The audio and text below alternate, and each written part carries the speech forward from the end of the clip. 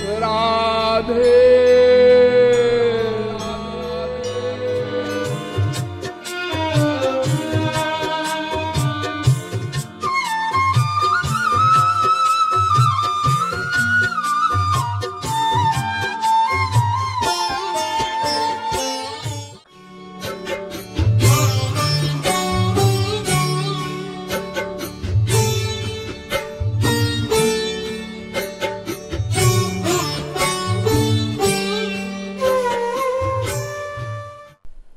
अब आज सबसे महत्वपूर्ण विषय आपके सामने आ रहा है, जो आप लोगों का प्रश्न है कि गृहस्थ में रहते हुए, गृहस्थ का कार्य करते हुए भी हम अपने मन को निरंतर भगवान में कैसे लगाएं।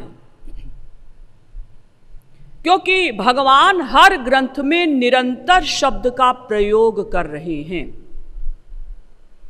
गीता में ही भगवान ने 50 स्थलों पर कहा, तस्मात् सर्वेषु कालेषु माम अनुस्मर युध्य च। गीता के 8वें अध्याय का 7वां श्लोक। सर्वेषु कालेषु, निरंतर मन का लगाव मुझ में रख और युद्ध कर। तेषाम नित्याभियुक्तानाम योगक्षेमं वहाम्यहम्।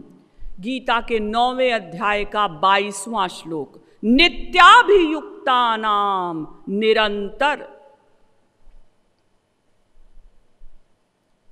यो माम स्मरति नित्यशः। गीता के 8वें अध्याय का 14वां श्लोक। निरंतर। सततम कीर्तयन्तो माम, निरंतर। गीता के 9वें अध्याय का 14वां श्लोक। एवं सतत युक्ता ये भक्तास्त्वाम पर्युपासते। गीता के 12वें अध्याय का पहला श्लोक। निरंतर।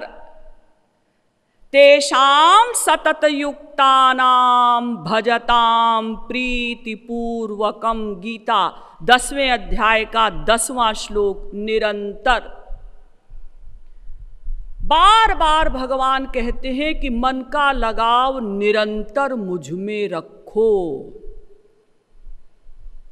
अब समस्या ये है कि अगर मन का लगाव निरंतर भगवान में रहेगा तो हम संसार का कार्य कैसे करेंगे?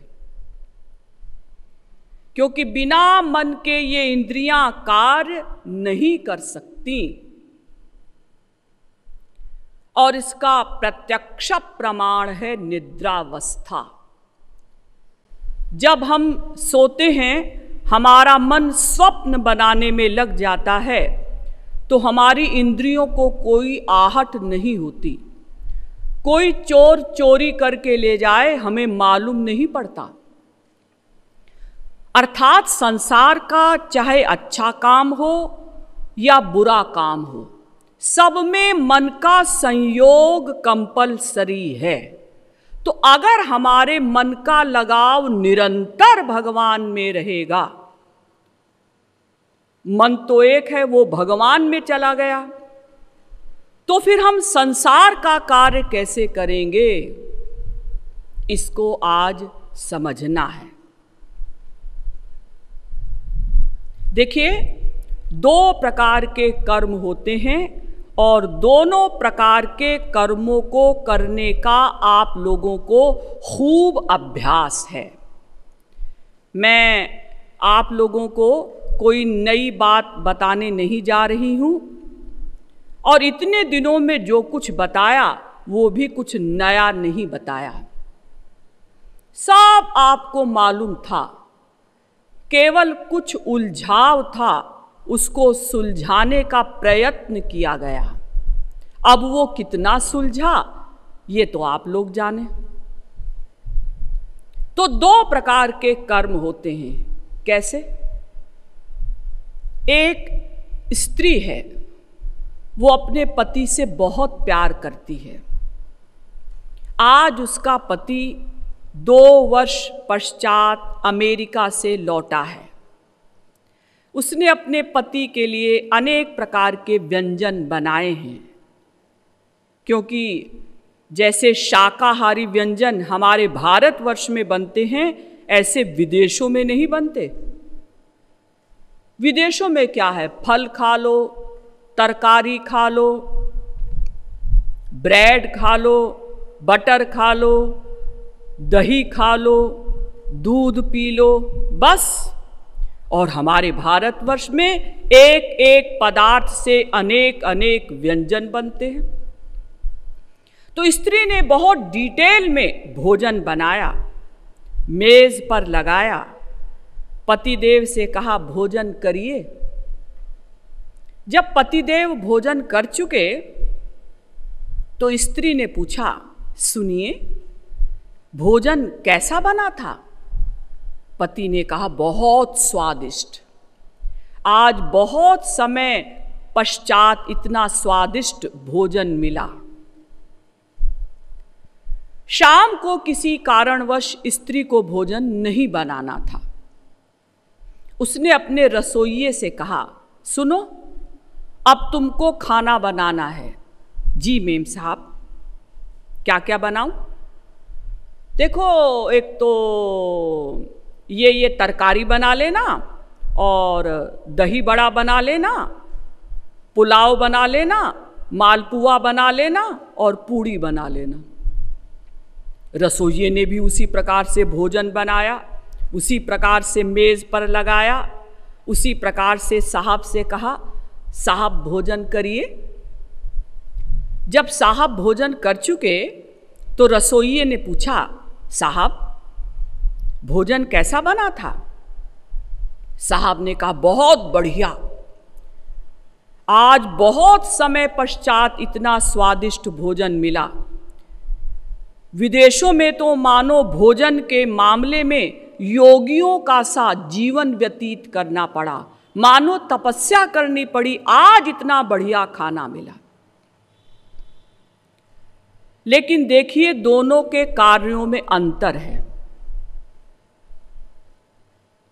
स्त्री ने जो खाना बनाया वो मन बुद्धि आसक्ति युक्त होकर बनाया, और रसोइये ने जो खाना बनाया उसमें केवल मन बुद्धि का संयोग था, मन बुद्धि युक्त कर्म था। ध्यान दीजिएगा, बिना मन के इंद्रियां कार्य नहीं कर सकती। तो रसोइये ने जो खाना बनाया वो केवल मन बुद्धि युक्त होकर बनाया, लेकिन स्त्री ने जो खाना बनाया वो मन बुद्धि आसक्ति युक्त होकर बनाया। मैंने एक शब्द बीच में लगा दिया, आसक्ति, अटैचमेंट, लाड़, प्यार। अजी ये कैसे पता लगा? दोनों ने उसी प्रकार से भोजन बनाया, उसी प्रकार से मेज पर लगाया, वही थाली, वही कटोरियां। दोनों के भोजन के लिए साहब ने कहा कि बढ़िया बना है। अंतर तब स्पष्ट हुआ जब उस स्त्री का पति भोजन करके आराम करने लगा और वो स्त्री किसी काम से पड़ोसिन के यहाँ गई, बड़ी उछलती कूदती हुई। पड़ोसिन ने पूछा, भाई क्या बात है, आज बड़ी खुश हो, कोई खुशखबरी है? हाँ, आज हमारे वो आए हैं पतिदेव। और जब नौकर अपने घर गया तो खाट पर ताड़ का सरीखा लेट गया और बड़बड़ाता हुआ अपनी पत्नी से बोला, न जाने साहब कहाँ से आ मरे। पूरे 4 घंटे मुझे अकेले खाना बनाना पड़ा। जब मेम साहब खाना बनाती हैं, ऊपर का सारा काम मैं करता हूँ। मेम साहब ठाठ से लेटी रही, ऑर्डर कर दिया, ये बनाओ वो बनाओ। हे भगवान, ये रसोइये की नौकरी कोई ना करे। देखिए, स्त्री को खाना बनाने के पश्चात भी प्रसन्नता है और नौकर को खाना बनाते समय भी परेशानी थी और खाना बनाने के बाद भी थकावट और परेशानी हुई, तो ये खाना बना कैसे? खाना बनाना मन बुद्धि युक्त कर्म है। ध्यान दीजिएगा, आसक्ति होती है तो भी खाना बनता है, आसक्ति नहीं है हमारी तो भी खाना बनता है। स्त्री ने आसक्ति युक्त होकर खाना बनाया और रसोइये ने केवल मन बुद्धि युक्त होकर खाना बनाया। यानी स्त्री ने जो भोजन बनाया वो मन बुद्धि आसक्ति युक्त होकर बनाया, और रसोइये ने जो खाना बनाया उसका आसक्ति रहित कर्म था, केवल मन बुद्धि का संयोग था। भगवान हम लोगों से कहते हैं इसी प्रकार से तुम भी कर्म करो। संसार के कर्मों में मन बुद्धि का केवल संयोग रखो, आसक्ति न रखो, आसक्ति मुझ में रखो। भगवान ने अर्जुन से कहा युद्ध कर। अब अर्जुन को बाण चलाना है, और बाण चलाने का काम, निशाना मारने का काम इतना बारीक है कि अगर हमने यहाँ से बाण छोड़ा और एक सूत का भी अंतर रह गया तो जहाँ बाण मारना है वहाँ तक पहुँचते पहुँचते बहुत अंतर हो जाएगा। यानी भगवान कहते हैं कि मन बुद्धि की आसक्ति संसार में रखना खतरनाक है। अगर तुम्हारे मन बुद्धि की आसक्ति मुझ में होगी तो तुम शरीर से जो भी संसार का कर्म करोगे वो मन बुद्धि युक्त होकर करोगे। उन कर्मों में तुम्हारा लगाव नहीं होगा, अटैचमेंट नहीं होगा, तो फिर वो कर्म कर्म नहीं माने जाएंगे। उन सांसारिक कर्मों का कोई फल तुमको नहीं मिलेगा।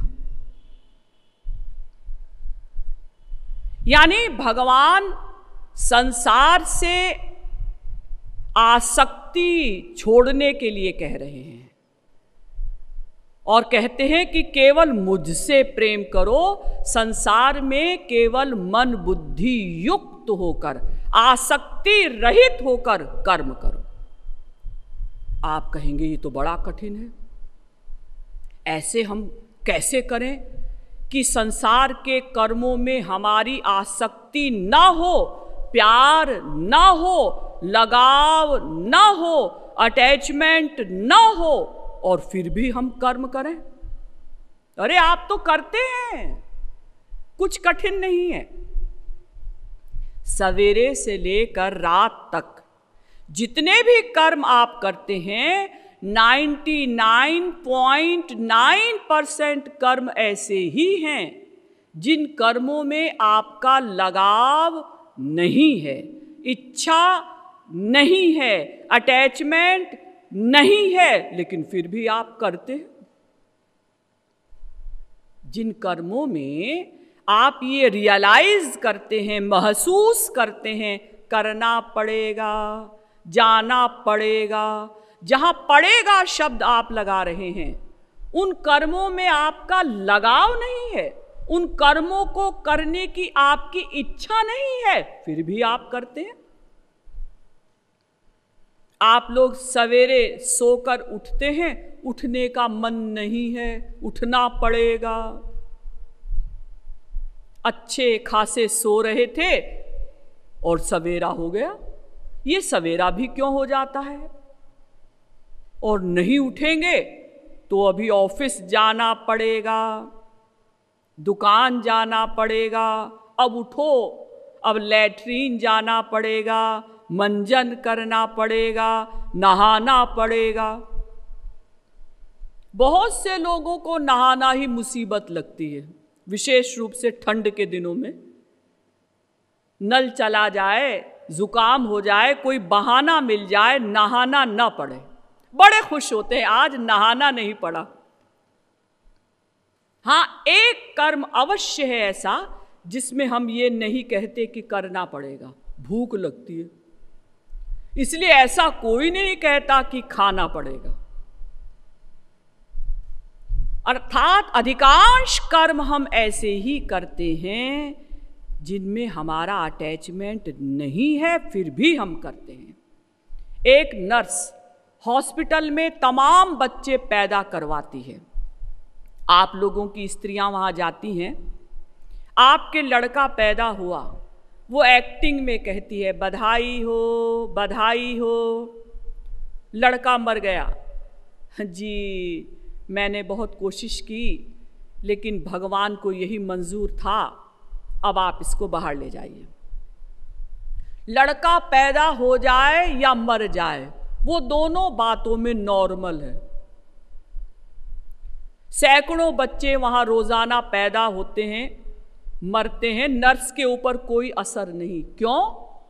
क्योंकि वो ड्यूटी समझकर कार्य कर रही है। उसका उन बच्चों में अटैचमेंट नहीं है, केवल मन बुद्धि का संयोग है कर्म में। मन बुद्धि युक्त होकर कर्म कर रही है। और जिस मां का अटैचमेंट था, बच्चा पैदा हुआ, खुशी हुई, बच्चा मर गया, मां को दुख हुआ। बैंकों में तमाम कैशियर होते हैं, लाखों रुपयों का रोजाना लेन देन करते हैं, उनके ऊपर कोई असर नहीं होता। लेकिन आज खजांची साहब को सैलरी मिली और उसमें से यदि 20 का नोट भी कहीं गिर जाता है तो खजांची साहब परेशान होते हैं। वो नोट न जाने कहाँ गिरा होगा, गिरा भी होगा तो किसी ने उठा लिया होगा, कहाँ ढूंढे। और बैंक का लाखों रुपया बांट देते हैं तो दुख नहीं होता। क्यों? क्योंकि बैंक में वो केवल ड्यूटी समझकर कर्म कर रहे हैं। बैंक के रुपये से उनका अटैचमेंट नहीं, अटैचमेंट अपनी सैलरी से है। किसी का बेटा सीरियस बीमार हो गया, वो फौरन स्कूटर से डॉक्टर के घर जाता है। रास्ते में तमाम लोग मिलते हैं, अरे त्रिपाठी जी कहाँ जा रहे हो? अरे चुप रहो, बहुत जरूरी काम है। डॉक्टर के घर पहुंचा, डॉक्टर साहब, डॉक्टर साहब। ऐसा लगता है डॉक्टर साहब से बड़ा प्यार है। बड़ी मुश्किल से डॉक्टर साहब बाहर आए। क्या बात है? डॉक्टर साहब मेरा बेटा सीरियस बीमार है, जल्दी घर चलिए। डॉक्टर ने कहा कि देखो आज मैंने कई ऑपरेशन किए हैं, मैं बहुत थक चुका हूँ और वैसे भी मैं रात को किसी के घर नहीं जाता। अरे डॉक्टर साहब आप कैसी बातें कर रहे हैं, आप जितनी फीस कहेंगे हम देंगे, चलिए। डॉक्टर साहब घर गए, बच्चे को देखा, दवा दी। तो क्या आपका डॉक्टर से प्यार है? ना, आपका प्यार अपने बेटे से है। सच पूछिए तो हम लोगों का प्यार 8-10 लोगों से होता है, अपनी स्त्री से, पति से, बच्चों से, भाई बहन से, माता पिता से, और बाकी सब से हम लोग प्यार की एक्टिंग करते हैं। भगवान हम लोगों से कहते हैं कि देखो जैसे तुम केवल 8-10 लोगों से प्यार करते हो और बाकी सब से प्यार की एक्टिंग करते हो, तो तुम इन 8-10 लोगों से भी प्यार की एक्टिंग क्यों नहीं कर लेते? इनसे भी तुम एक्टिंग कर लो तो कंप्लीट एक्टर बन जाओ, तुम्हारा मन बिल्कुल खाली हो जाए। तुम 8-10 लोगों में ही तो उलझे हो। अच्छा, इसका मतलब हम अपनी स्त्री से प्यार ना करें, एक्टिंग करके उनको धोखा दें? हम अपनी मां से प्यार ना करें, केवल एक्टिंग करें? हाँ, हमारे शास्त्र संसार में प्यार करने की आज्ञा नहीं दे रहे हैं। प्यार तो हमें एकमात्र भगवान से ही करना है। संसार में हमें केवल व्यवहार करना है, केवल कर्तव्य करना है। और फिर संसार में कोई आपका प्यार चाहता भी तो नहीं। मैंने एक दिन आप लोगों को समझाया था, आप लोग भूले न होंगे। संसार में सब लोग केवल काम चाहते हैं,